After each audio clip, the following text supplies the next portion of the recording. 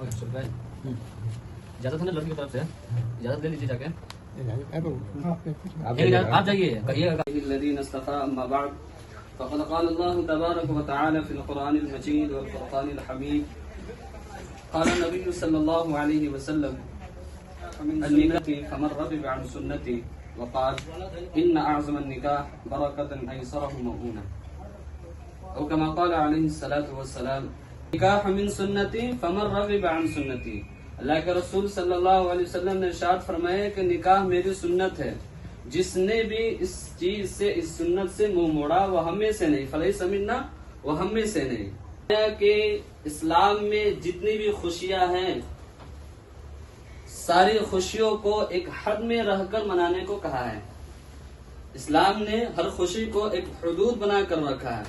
حدود سے باہر نکلنا یہ کسی کے لیے بھی جائز نہیں ہے، نہ کسی مولوی کے لیے جائز ہے، نہ کسی امیر فقیر، گویا کہ کسی کے لیے بھی جائز نہیں ہے کہ اسلام کے حدود سے باہر ہو کر اسلام کی خوشیوں کو منائے. یہ کسی کے لیے بھی جائز نہیں ہے. پھر بھی کوئی مسئلہ نہیں، نکاح ہو جائے گا، لیکن دو چیزوں کا ہونا ضروری ہے. وہ دو چیزیں کون سی ہیں؟ پہلا یہ ہے کہ ایجاب و قبول کروانا، یعنی لڑکے اور لڑکی سے ان رشتوں کا قبول کروانا، اس کو کہتے ہیں ایجاب و قبول. یہ فرض ہے. نکاح کے اندر جو 6 چیزیں شرعی احکام پائے جاتے ہیں، سب سے پہلا احکام ہے وہ ایجاب و قبول، یعنی لڑکے اور لڑکی کے درمیان میں قبول کروانا کہ آپ کا نکاح ہونے جا رہا ہے. اور دوسرا کیا ہے؟ دوسرا ہے 2 گواہ. یہ فرض ہے، 2 گواہ کا ہونا نکاح میں فرض ہے.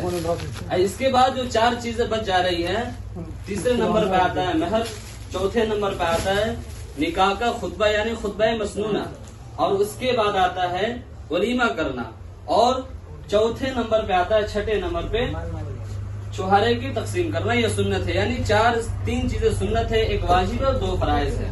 تو 6 چیزوں میں سے 2 چیزوں کا ہونا نہایت ہی ضروری ہے. اگر اللہ سبحانہ و تعالی ہم سبوں کو اللہ اور اللہ کے رسول کے ہر ایک سنتوں کے مطابق اور بتائے ہوئے طریقوں کے مطابق اپنی ہر ایک عبادت کو کرنے کی مرحمت فرماوے اور اس پر عمل کرنے کی بھی توفیق مرحمت فرماوے. آمین. وآخر دعوانا الحمدللہ رب العالمین. بسم اللہ الرحمن الرحیم.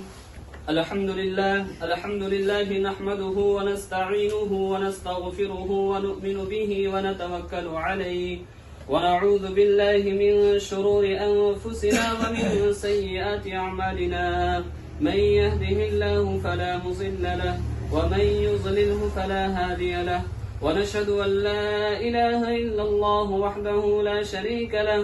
ونشهد أن سيدنا وسندنا وحبيبنا ومولانا محمدا عبده ورسوله.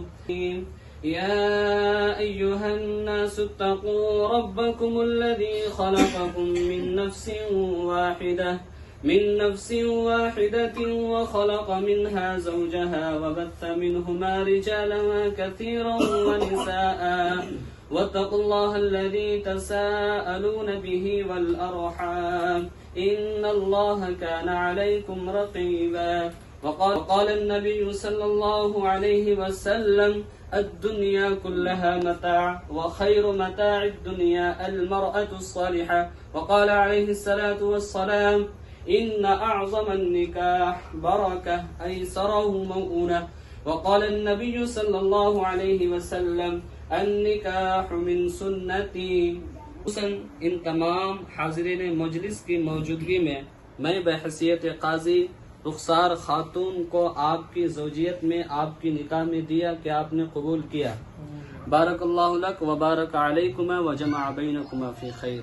دعا فرما لیں. بسم اللہ الرحمن الرحیم. اللهم صل على محمد وعلى آل محمد عدد ما سنين وتحب وترضى كما باركت على إبراهيم وعلى آل إبراهيم إنك حميد مجيد.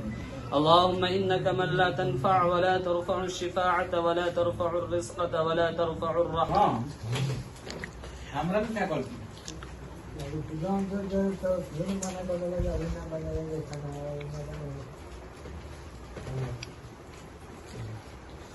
Alhamdulillah.